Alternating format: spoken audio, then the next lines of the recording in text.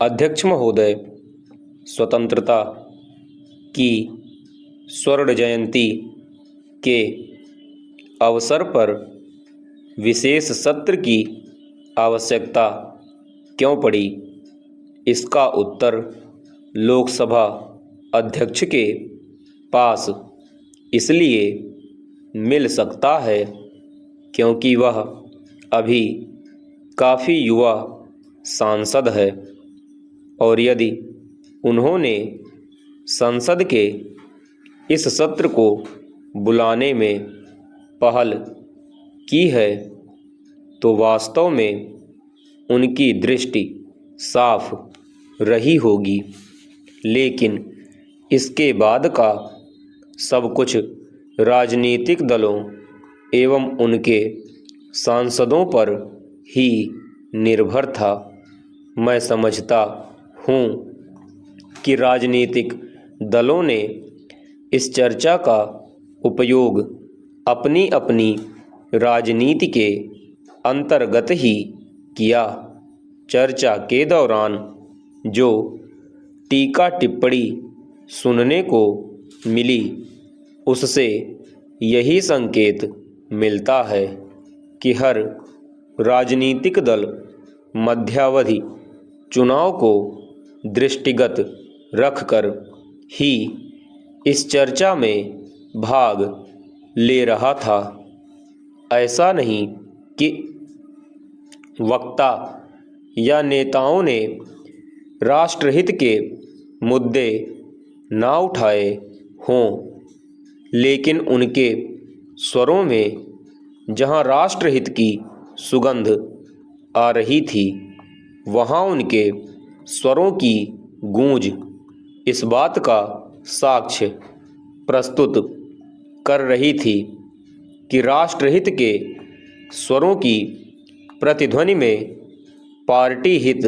भी निहित हैं। राजनीतिक संवैधानिक संस्थाओं में महिलाओं का आरक्षण, चिकित्सा, शिक्षा, विज्ञान एवं तकनीक, राजनीति में बढ़ते अपराधीकरण, भ्रष्टाचार, चुनाव सुधार, देश की सरहदों की सुरक्षा एवं अन्य लगभग सभी आवश्यक मुद्दों पर रोशनी डाली गई, लेकिन किसी भी वक्ता ने यह हिम्मत नहीं जुटाई कि वह किसी भी राष्ट्रहित के मुद्दे पर संसद में आम सहमति का आह्वान करते हुए अपने वक्तव्य के दौरान ही किसी मुद्दे पर सांसदों के हाथ खड़े करवा लेता। शायद सभी वक्ता या सांसद इस बात से भिज्ञ थे कि वह ऐसा नहीं करवा पाएंगे। स्वतंत्रता संघर्ष के दौरान ऐसी बैठकों में भी प्रस्ताव पास करा लिए जाते थे। कुछ सांसदों ने तो अपने वक्तव्य के दौरान ही यह संकेत दे दिया था कि वे जो कुछ बोल रहे हैं मध्यावधि चुनाव के दृष्टिगत ही बोल रहे हैं, लेकिन संसद के इस विशेष सत्र के चलने से एक बात साफ हो गई है कि राजनेता